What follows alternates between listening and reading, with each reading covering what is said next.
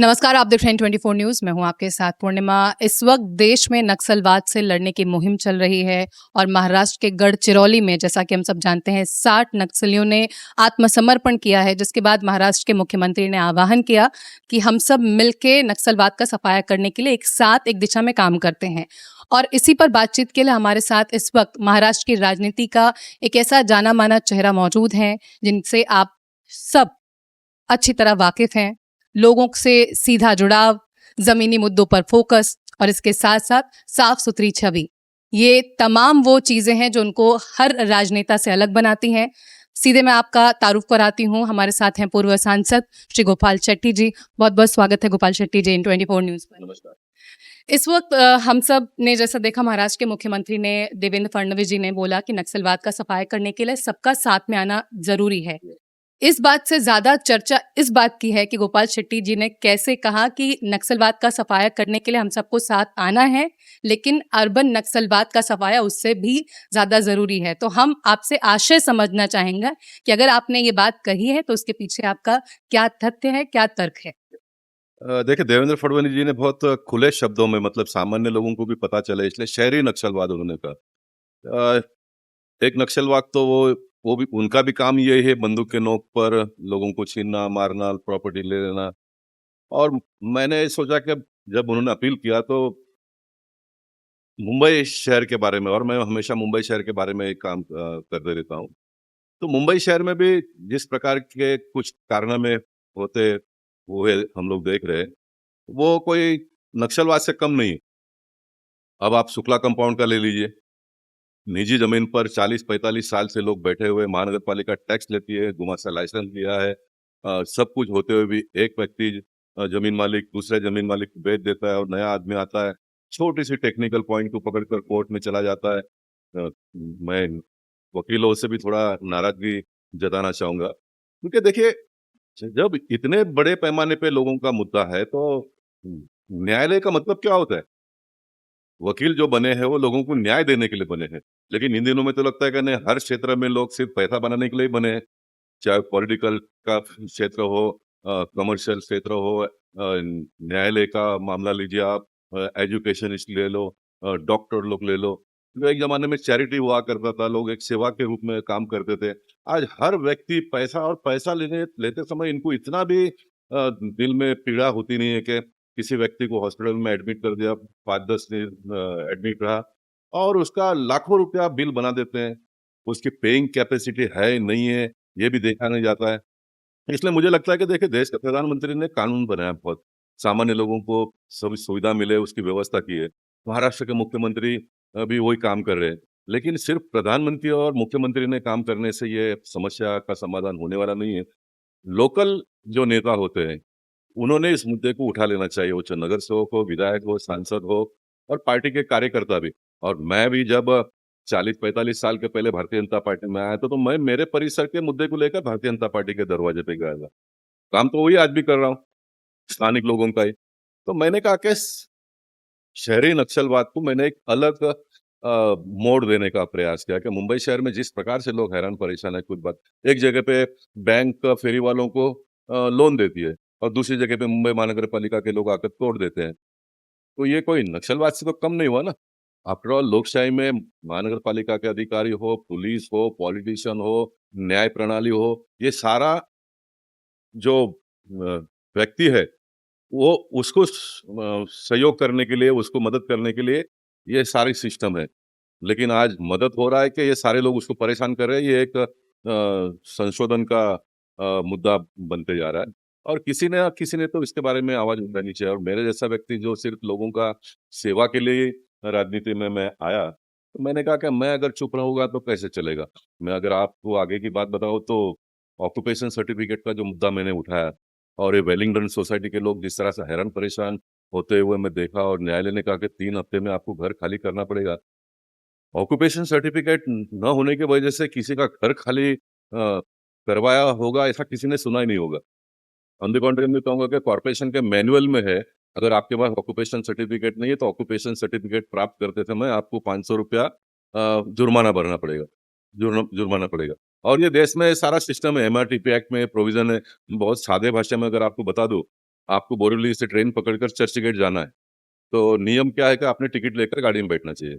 लेकिन आपको पर्टिकुलर गाड़ी पकड़ना ही है और टिकट के लिए बहुत लाइन है, तो आप बगैर टिकट लिए भी गाड़ी में बैठ सकते हो। चर्चगेट उतरने के बाद में आप फाइन भर दो और चले जाओ। ये व्यवस्था है।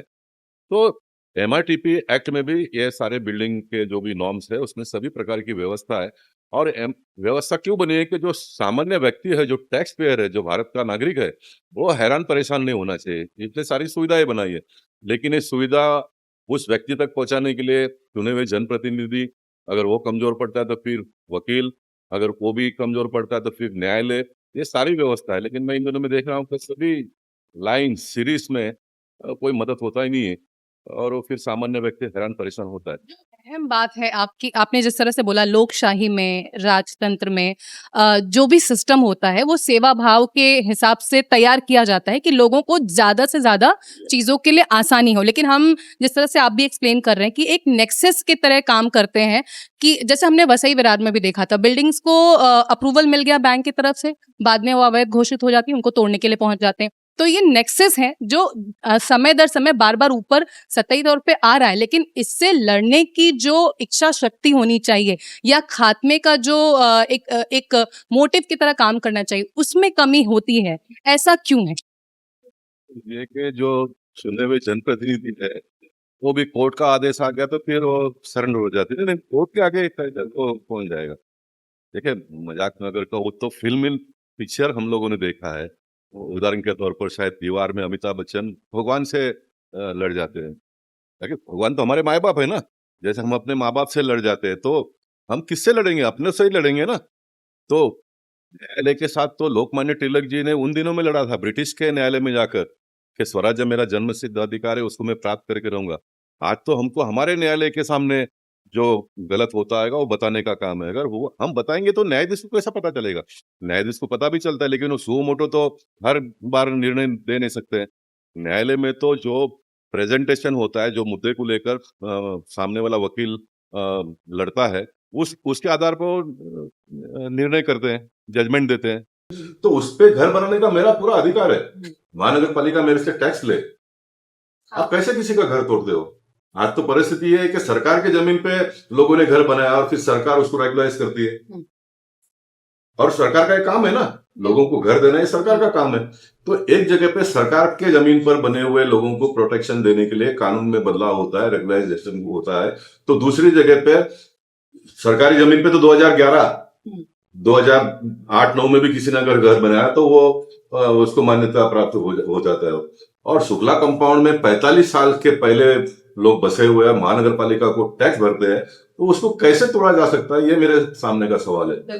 तो अभी ये अर्बन नक्सलवाद से जो लड़ने का आपने बोला है, लोगों को भी आप आमंत्रित कर रहे हैं कि आगे आए और इस तरह की लड़ाई में साथ दें। आपकी भूमिका क्या रहने वाली है और किस तरह से आप इसका अपने स्तर पर रोड मैप तैयार करेंगे? नहीं, देखिए, जो अभी 2-4 दिन से तो मैं टीवी पे बता रहा हूँ, तो बहुत लोग आके इंटरव्यू मेरे लेके जा रहे हैं। इसका प्रचार भी बड़े पैमाने पे होता हुआ दिखाई देता है। इसलिए इतवार को तो एक टोकन एक मैसेज देने का प्रयास करता हूँ कि मैंने अपील किया और लोग आ गए और लोगों के सामने मैंने बात कुछ छेड़ी, तो फिर ये मूवमेंट खड़ा हो जाएगा और ये मूवमेंट खड़ा होगा आने वाले दिनों में। आने वाले दिनों में ये मूवमेंट खड़ा होगा। और जो बातें हैं, अब सामान्य आदमी को लगता नहीं होगा कि ऐसा हो सकता है, तो मैं उनको सिद्ध करके दूंगा कि ये हो सकता है। अब वेलिंगटन सोसाइटी के लोगों को बाहर निकालने की बात कही गई, उनको 48 के 38 करोड़ रुपया भरने की बात हुई, उनको पार्किंग का नया सिस्टम डेवलप करना पड़ेगा जिसमें 8-10 करोड़ रुपए का दूसरा खर्चा होने वाला था, ये सारा कहा। और मैंने उनको खाली सरकार के लोगों को नियम क्या है ये बता दिया। अब मैं कोई इतना कोई बहुत मल्टी सुपर स्पेशलिटी ग्रेजुएट तो नहीं हूँ। मैंने बार बार कहा है कि मैं तो बहुत ही सामान्य घर परिवार से आया हुआ व्यक्ति है। गरीबी की वजह से मैं पूरा स्कूली एजुकेशन भी पूरा कर नहीं पाया, लेकिन जनता के स्कूल में जो 40-45 साल से मैं पढ़ रहा हूँ, लोगों के माइंड को, लोगों के हालात को, उसने मुझे सक्षम बना दिया है। उसने मुझे सक्षम बना दिया। इसलिए जो वकील मुद्दा पकड़ नहीं पाते वो मैं पकड़ पाता हूँ। मैं वकीलों का पूरा सम्मान करता हूँ, लेकिन वकील मुद्दा पैसे के ग्रेविटी को देख के वो उनकी लड़ने की ताकत बनाते हैं। मैं लोगों के हालात को देखकर मेरा लड़ने का ताकत बनाता है। परमात्मा मुझे मदद करते हैं। अच्छा, जिस तरह से अब ये मुद्दा है, ये हम वक्त के साथ देखेंगे किस तरह से जनता आपके साथ जुड़ती है, क्योंकि जनता का रुझाव और आपके प्रति हमेशा रहा है। हमने देखा है किस तरह से आप एक कॉमन मैन के राजनेता के तौर पर हैं। 80 के दशक से आपने शुरुआत की और एक युवा नेता से लेके अब तक का सफर तय किया है। आज की राजनीति, जैसा कि बहुत बड़े बड़े राजनेता यहाँ पर हैं, वो तमाम तरह की अभी भी बातें हुई कि राजनीति का स्तर महाराष्ट्र में लगातार गिरता जा रहा है। आप बयान देखिए एक दूसरे पर किस तरह से छीटाकशी की जाती है, चाहे बीजेपी के अंदर के नेता हो, कांग्रेस के हो, किसी भी पार्टी के देखिए, उद्धव ठाकरे की शिवसेना हो, शिंदे जी की शिवसेना हो, हर जगह से एनसीपी हो, इस तरह के बयान आते हैं जिसको लेकर चिंता होती है। और क्या यही वजह है जो लगातार लोगों का विश्वास राजनेता और राजनीति में कम हो रहा है? बहुत सही है। पॉलिटिकल पार्टी के लोगों ने, देखिए हम लोग ने भी विरोधी पार्टी में काम किया। हम लोगों ने विरोधी पार्टी में काम करते समय हर वक्त जनता से जुड़े हुए मुद्दे को लेकर हम संघर्ष करते रहे और जनता हमारे साथ में जुड़ते गई और मेरी पार्टी बड़ी हो गई। चाहे वो कोई भी धार्मिक क्षेत्र का मुद्दा हो या तो फिर कोई भी सेक्टर का हो। आज पॉलिटिकल पार्टी के लोग सवेरे उठकर दूसरे पॉलिटिकल पार्टी को, दूसरा पॉलिटिकल पार्टी का नेता तीसरे पॉलिटिकल पार्टी को, यही सारा चलता है। लोगों के मुद्दे को तो कोई उठाता ही नहीं। वायरल होने का ट्रेंड बढ़ रहा है। हाँ, कितने बड़े बयान आप देंगे जिससे आपका वो रील वायरल हो जाए और आप ज्यादातर लोगों तक, बस वो अपना व्यक्तिगत टीआरपी कैसा बढ़े इसके चक्कर में सब उसका भी करे, उसमें कोई दिक्कत नहीं। लेकिन देश किस तरह से आगे जा रहा है, देश के लोगों की समस्या क्या है। मुंबई जैसे शहर में एसआरए को हम लोगों ने आंदोलन का एक रूप देकर जितना गति लाया, जितना 35 साल में बिल्डिंग बनी नहीं, उससे ज्यादा आने वाले 5 साल में होता हुआ दिखाई देगा। इतना मोमेंटम पकड़ा है। कोस्टल रोड देवेंद्र जी ने जिस प्रकार का पहला फेज किया, देख हम जाते हैं तो फॉरेन में इससे अच्छा क्या हो सकता है, इतना अच्छा बना है। और ये विराट तक पहुंच जाएगा तो लोग कितना सुखी हो जाएंगे आने वाले दिनों में। तो ऐसे काम में देखिए, मैं ऐसा मानता हूं कि मेरी पार्टी हो या दूसरे पार्टी, हम दोनों का मकसद तो एक है कि कॉमन मैन सुखी हो जाए, भला हो जाए, उसको सभी सुविधा मिले। और जब एक पॉलिटिकल पार्टी चुनकर आने के बाद में वो दे रही है तो फिर दूसरे ने उसमें क्यों अड़ंगा खड़ा करना चाहिए, मेरे समझ में आज तक नहीं है। लेकिन यही वजह है, हम जैसा बीजेपी को लेकर, जो बीजेपी के नेता हैं वो लगातार ये बात कह रहे हैं, आप इतने सालों से पार्टी से जुड़े हुए हैं, लेकिन जो विपक्षी पार्टी है वो कह रहे हैं निकाय चुनाव में पूरी तरह से ढोल की पोल खुल जाएगी बीजेपी की, और जो उद्धव ठाकरे जी हैं और राज ठाकरे जी का गठबंधन है वो पूरी तरह से डोमिनेटिंग रहेगा। आपको क्या लगता है ये गठबंधन कितना ज्यादा नुकसान पहुंचा सकता है बीजेपी को? नहीं, मुझे लगता है कि पहुंचा पाएंगे, क्योंकि देखिए इतना साल कॉर्पोरेशन को चलाने का उन्होंने काम किया। और अगर 2019 में उद्धव जी देवेंद्र फडणवीस जी के साथ में मिलकर अगर हमारी सरकार बनती तो आज महाराष्ट्र कहाँ से कहाँ पहुंच गया होगा। लेकिन ये जो सेटबैक मिला है महाराष्ट्र के लोग जानते हैं, और खास करके मुंबई शहर के तो बुद्धिमान लोग हैं। आज तो झोपड़पट्टी में रहने वाला व्यक्ति भी इतना परिपक्व हो गया है, तो हर चीज को जानता है। वो जमाना चला गया कि पॉलिटिकल पार्टी का नेता आकर 4 लोगों ने वादे कर दिए तो लोग बुलाया में आकर वो मतदान कर दिया। बड़ा बदलाव लोगों में भी हमको देखने के लिए मिलता है। और जिस प्रकार से केंद्र और राज्य में भारतीय जनता पार्टी और अलायंस के माध्यम से काम हो रहा है, तो कॉर्पोरेशन भी एक बार उनके हाथ में देने के बाद में बहुत बड़ा बदलाव होगा। इस प्रकार की एक सोच लोगों के मन में विकसित हुई है और उसको अभी सिर्फ कन्वर्ट करना है वोटों में। अब चुनाव जब आता है तो ठीक है, एक दूसरे के ऊपर आरोप प्रत्यारोप ये सारा होते रहेगा जो भी चुनाव का समय है। लेकिन मुझे लगता है कि भारतीय जनता पार्टी उसमें से आगे निकल जाएगी और एक साफ सुथरा एडमिनिस्ट्रेटिव सिस्टम मुंबई शहर के लोगों को मिलेगा आने वाले दिनों में। जो इन दिनों में कॉर्पोरेशन 3 साल से ज्यादा समय हो गया, नगर सेवकों को काम करने का मौका नहीं मिल रहा है, तो हालात बहुत बदतर होते जा रहे हैं। और शायद यही वजह है कि जितना जबरदस्त बना हुआ है लोग ये निकाय चुनाव को लेकर, शायद इतनी चर्चा पहले विधानसभा चुनावों की भी नहीं होती थी, क्योंकि इतने सालों से अटका हुआ है निकाय चुनाव, तरह तरह की बातें होती हैं। आपने बोला लोक लुभावन वादों की सरकार नहीं है, जमीनी स्तर पर काम करते हैं। अभी जैसा वेलेंटाइन सोसाइटी की बात आई, एनएलसी की बात आई, वहां पर एनएलसी का जैसे ही बात सामने आई कि लोगों को राहत मिली है, इसके बाद मुंबई के अंदर बहुत सारे ऐसी सोसाइटीज हैं जिनको उम्मीद बनी हुई है। पर विपक्ष उसमें भी बोलता है कि ये सिर्फ चुनावों के बीच इस तरह की चीजें होती हैं, बाद में देखिए इसका असल में कुछ रास्ता निकलेगा नहीं। उस पर आप कुछ प्रतिक्रिया देना चाहेंगे? रास्ता मैं आपको बताता हूँ कि महानगर के चुनाव के पहले ही बहुत सारे लोगों को ऑक्यूपेशन सर्टिफिकेट मिल गया। ये आप सब लोग मिलकर देखेंगे, क्योंकि इसमें हमने बहुत बड़ा बदलाव किया।